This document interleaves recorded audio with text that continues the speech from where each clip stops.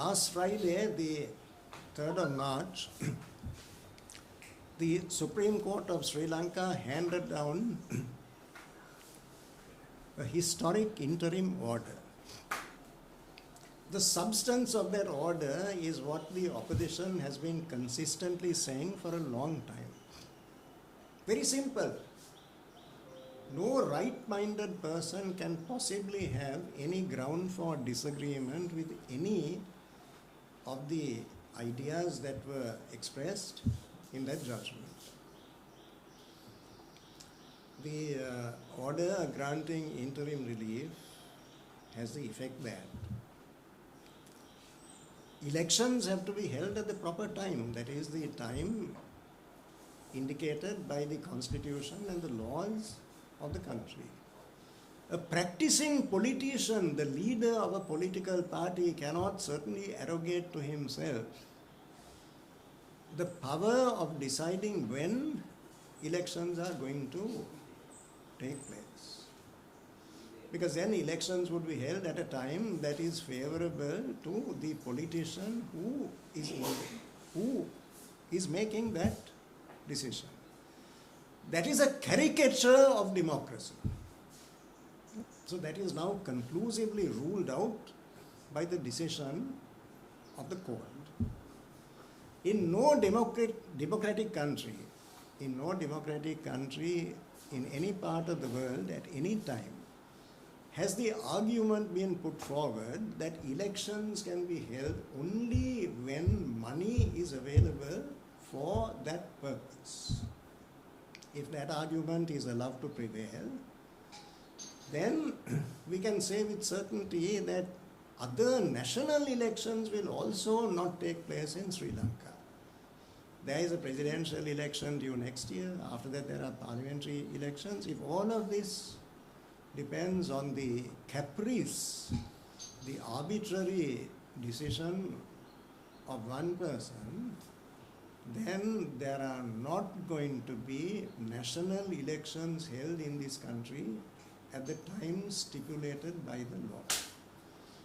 That means the death knell of democracy, the complete collapse of the democratic way of life. It is that calamity that was prevented by this timely and courageous decision of the Supreme Court of Sri Lanka. It is a judgment which indicates sensitivity to the core values of democracy, the franchise and human rights. So the Supreme Court has rendered yeoman service to the cause of a vibrant and functioning democracy in this land. And we certainly say that the apex court of our country has certainly done Sri Lanka proud.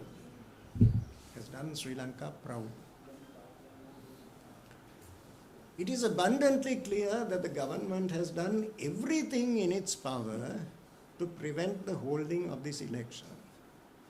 The Elections Commission has categorically stated that the government has made no less than 23 different attempts, one after the other, to prevent the holding of this election.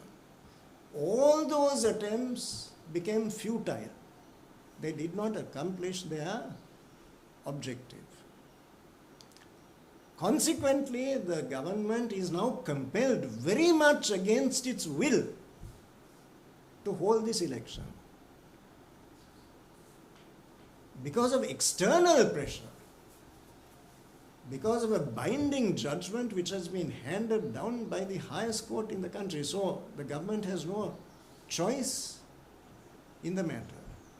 Kicking and screaming literally, the government is pushed into the election campaign. What is the reason for this extreme reluctance and hesitation? Why is it that the government cannot even contemplate the possibility of holding an election in this country at this time? Because we know, they know, and the whole country knows that the inevitable result will be a resounding defeat. The conclusion reached by objective professional surveys is that both parties constituting the government, that is the Sri Lanka Podujana Peramuna and the United National Party, taken together cannot command more than 10% of support in the country. But we are convinced that the actual threshold of support is lower than 10%. And that is because it is crystal clear to everybody that the government is going into this election campaign in a thoroughly defeatist posture, thoroughly defeatist. Before the campaign has started, the result is known. That is why they strained every sinew, they bent over backwards not to hold this election. In that situation, if the original estimate was 10%, we are absolutely certain that they will end up with a level of support in the country which will not exceed even 8%. That is the reality of the matter. Now, the Elections Commission did make honest attempts to hold this election. They were thwarted at every turn by one cardinal factor, and that is the unavailability of resources. Money was simply not available. The government withheld the resources that are essential for the holding of this election. That is the only reason, the sole reason why this election could not be held. Now that impediment has been conclusively removed thanks to the intervention of the Supreme Court of Sri Lanka. That hindrance is no longer there. The result is that there is no justification whatsoever. There is no conceivable pretext for the Elections Commission to put off the holding of this election any longer. It must hold the election. Not only must it hold the election, it must hold the election. It's already late. They must do so at the first available opportunity. There are compelling practical reasons why they need to do so. On the 19th of March, that is just a few days away, 339 local bodies in this country are compulsorily dissolved by operation of law.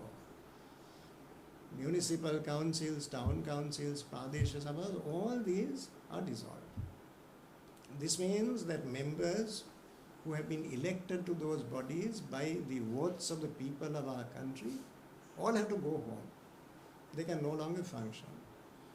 And the entire gamut of their functions and responsibilities will then pass to unelected officials, representatives of the executive branch of government.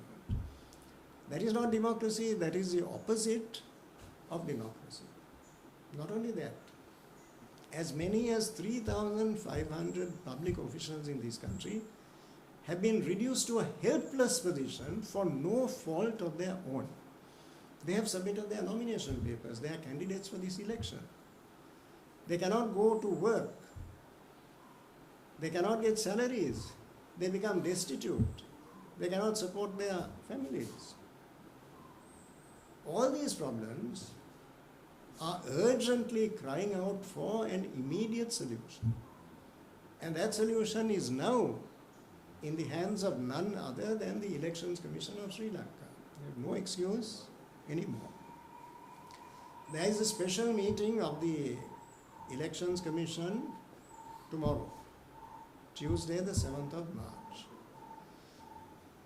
And we tell the Elections Commission that they have definitely got to indicate tomorrow the date on which this election is to be held. They cannot shirk that responsibility anymore. There is simply no credible or acceptable excuse. All the parties constituting the opposition in the Sri Lankan Parliament have addressed a strong letter to the chairman and the members of the Election Commission. And in that letter, we have told them that it is their bounden, their inescapable duty to nominate this date and to hold the election immediately, as soon as possible. We have also told the Elections Commission that we will be calling upon them at 9 o'clock tomorrow to present our point of view with all the vehemence at our command, and we will ensure that the people of our country have the fullest benefit of the judgment of the Supreme Court, and that this election will be held with no further delay. The order of the Supreme Court was directly addressed to the Secretary to the Ministry of Finance, Mr. Mahinda Sirivardhana. It is fair to say that Mr. Mahinda Sirivardhana would have liked to comply with his obligations under the Constitution. We believe that. He was not allowed to do so. He came under tremendous pressure, and we empathize with him. It is not the kind of stress, the tension that a public official should be subjected to. But he was. It was quite evident. That stress, which should never have existed in the first place, happily comes to an end now. There is no longer this tug of war. There is no longer this two-way pull. Mr. Mahinda Sirivardhana now has only one duty, one clear, inalienable duty. There is no conflict of duties. There cannot be any more talk of finance ministry circulars and cabinet decisions.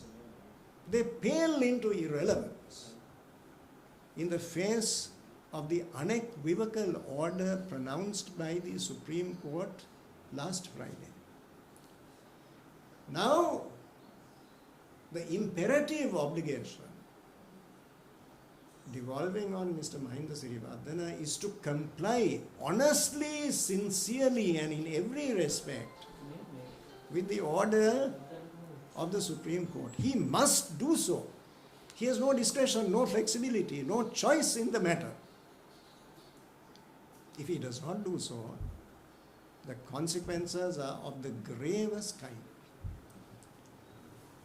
He exposes himself to liability for contempt of court, and the penalties emanating therefrom are very severe indeed. It is to be spelled out very clearly. He goes to jail. If he defies the Supreme Court, if he refuses to carry out the order of the Supreme Court, he is guilty of contempt of court, and everybody knows what is the penalty attaching to the offence of contempt of court. Two powerful politicians in this country were imprisoned precisely for the same offence, contempt of court. Now, we want to say this categorically to avoid any misunderstanding in the future. If we perceive any prevarication on the part of Mr. Sirivardhana, if he fails, neglects, hesitates, delays to carry out the order of the Supreme Court, we will not have the slightest inhibition about going to the Supreme Court and doing everything in our power to enforce the decision of the Supreme Court in the interest of the franchise of the people of our country. Individuals are not important. It is the survival of the democratic way of life that is of critical importance to us. And we will not stop short of anything that we ought to do, which we as members of Parliament are bound to do in order to uphold one of the most cherished democratic rights of our people, the right of suffrage. Not only Mr. Mahinda Sirivardhana, the court made it plain that the resources allocated by the Annual Appropriation Act, that is the budget that was passed by Parliament in December last year, must be made available through the Treasury to the government printer to enable uninterrupted printing of the ballot papers that are needed for this election. Gangani Liyanage did some remarkable things. without parallel in the history of elections in our country. For the first time, she demanded full payment up front for the printing of these ballot papers. She demanded payment of 410 million rupees, entirely contrary to established practice in this country. The last parliamentary election was held in August 2020. On that occasion, the bill to the government printer was settled 2.5 months after the conclusion of the election.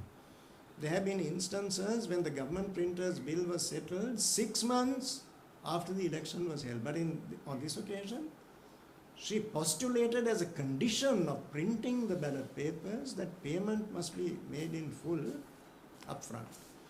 All these games must now stop. If they don't, the people who are playing those games must take the full consequences of their actions. The behavior of the Inspector General of Police was bizarre. When the Elections Commission wanted 60 police officers to ensure the security of ballot papers that were being printed in the office, the Inspector General of Police, Mr. C.D. Vikramaratne, agreed to send only 3 police officers. Mr. Vikramaratne, no doubt at the behest of his political masters, inflated the estimate 6 times, with the clear intention of making the entire exercise impracticable. Whether it is Mr. C.D. Vikramaratne or his successor, whoever is holding the office of Inspector General of Police for the time being is clearly bound by the unambiguous terms in which the Supreme Court handed down its interim order last Friday.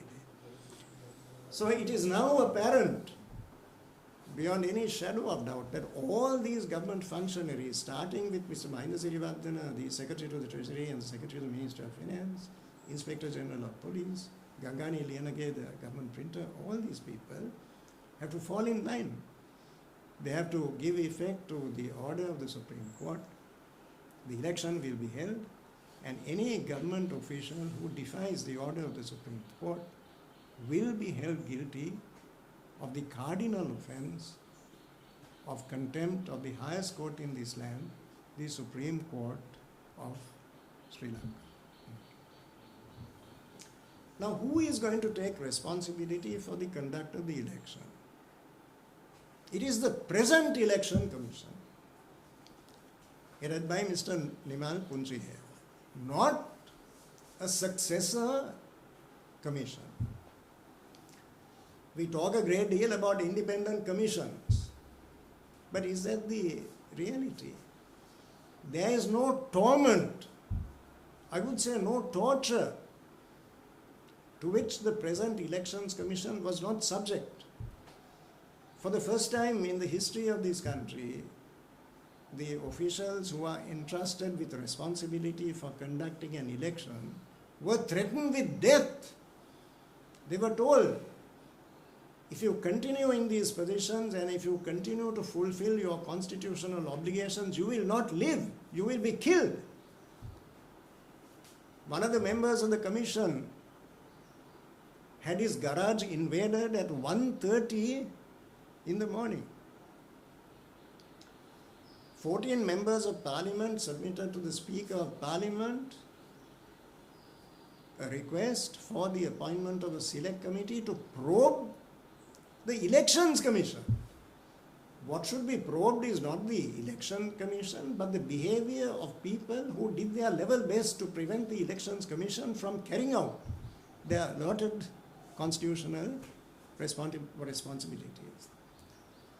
The Election Commission was told that they should not have access to a lawyer of their choice for the purpose of obtaining legal advice on critical issues. They were told that they had no choice in the matter, they had necessarily to go to the Attorney General. We have grave reservations about the manner in which the Attorney General of Sri Lanka discharged his obligations at this critical time. We do not think that there is any propriety in the Attorney General, cross-examining members of the Elections Commission, looking at their confidential documents. That is not the business of the Attorney General. It is very important for the sake of the integrity and the impartiality of that office that the Attorney General must not only act impartially and objectively, but must be seen without any reservation or question by the public of this country to be seen to be fulfilling his obligations in a spirit of total objectivity and non-partisanship. That is very important. So against that background, it is vitally important that the present election commission should be responsible for the conduct of this election. Besides, the Constitutional Council has now called for applications for the posts of chairman and member, not only of the Elections Commission, but 9 independent commissions. We are told by the media that hundreds of applications have been received, hundreds. So these have to be properly evaluated, and the applicants must be interviewed. This cannot be done in great haste for narrow political purposes. It must be done with a sense of gravitas and responsibility. This is going to take time. So it is certainly a very clear and emphatic position that it would be wrong in principle midstream when an election has been declared for this election commission to be sent home and for another commission to be appointed in their place prior to the conclusion of an election, the procedures for which have already commenced. Now, for all the problems confronting the country, the answer is not more repression, not more and more essential service orders, threats, intimidation, more duress and more coercion. That is not the answer. That is only going to aggravate the existing problems. A week commencing today, trade unions have indicated that they will be resorting to trade union action because of the oppressive economic policies that are imposed upon them by the state, in particular the tax policy. There must be discussion as a means of finding solutions to problems. Last week, no fewer than 40 trade unions, through their representatives, conducted discussions with the government. The government was represented by the Minister of Finance, the Secretary of the Ministry of Finance, and the Governor of the Central Bank. The representatives of trade unions, which included engineers, doctors, university professors, professionals of various kinds, they met the government and they were very reasonable in what they said. They said, we recognize that the government needs revenue. Of course, we are prepared to pay taxes. We will indicate to you practical modalities for obtaining the revenue that you require. No diminution, no reduction of revenue. You will be able to get more or less the same revenue. But you will be able to get it without causing this degree of anguish, hardship and heartburn for all the people of Sri Lanka throughout the social spectrum. Our proposals have the effect of reducing substantially the pain without detriment to the final objective of obtaining the revenue that is required by the government. They made 7 very explicit and pragmatic proposals. What needs to be done immediately, what is appropriate in the short term and longer term measures. What was the response of the government? The government said, there's a great deal that is of value in the proposals that you're making. We recognize their merit.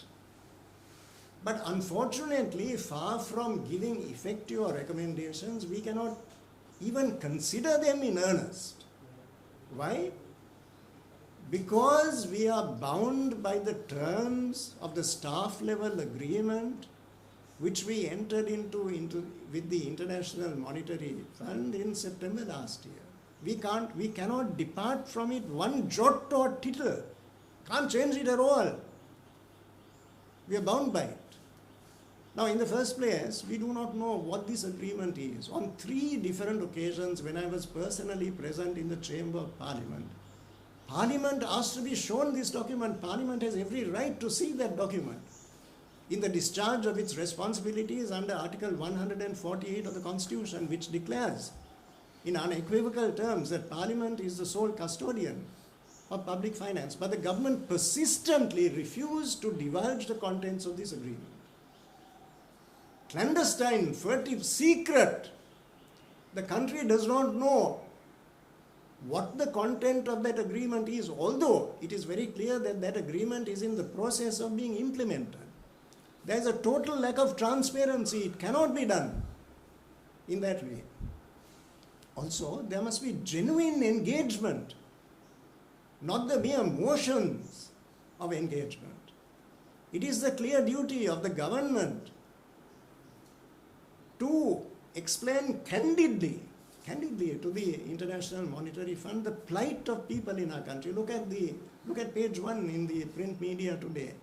Mothers are jumping into wells with their infant children because they can no longer feed their children.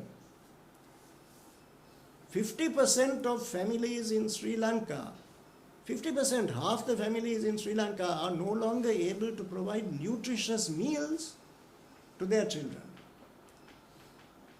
600,000 families in Sri Lanka are in danger of having their electricity disconnected because they cannot pay the enhanced electricity bills.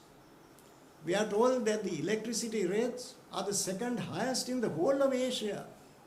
That is what we are told. So, in spite of all this talk of increasing foreign reserves, food inflation falling, this is the grim reality of the situation confronting the country.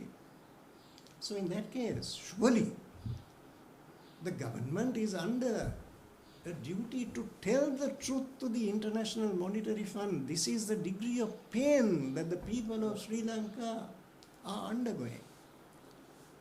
Now, any agreement that is entered into must take into account that practical element of anguish, the day-to-day lives of the people. There is a limit to human capacity for endurance of pain. There is a limit. And any agreement that is entered into with the International Monetary Fund or anybody else has to be subject to that threshold of pain. If it goes beyond that, then that agreement is not implementable. It cannot be implemented against a wave, a tornado of public opposition. So these are matters that must be represented to the International Monetary Fund by the government, and an agreement must be entered into in keeping with the reality of the situation. Otherwise, that agreement is not going to serve the well-being of the people of our country. Then it seems that at this meeting that took place last week, the government said an extraordinary thing, that all the representatives of trade unions, our hands are tied, there is nothing that we can do. We are powerless. All we can do is to arrange for you to have a meeting with the representatives of the International Monetary Fund, and you can then tell them what you have told us. With all respect, that is an absurd state of affairs. Trade unions have no status to negotiate directly with the IMF. That is the job of the government. The government must listen with some degree of empathy and compassion, not dismissively.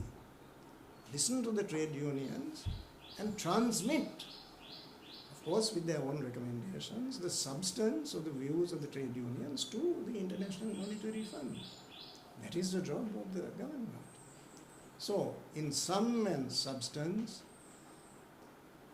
our position is that an agreement with the IMF will be implementable and it will serve a useful, pragmatic purpose only if it is made in keeping with the aspirations of the people of our country and in a manner that does not impose upon the people of our country a degree of suffering which they simply cannot submit themselves to.